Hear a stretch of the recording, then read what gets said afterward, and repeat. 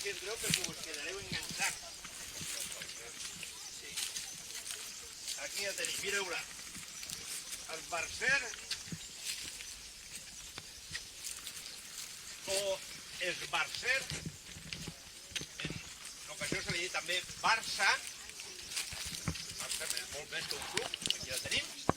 Aquí està, enganxosa com ella soles,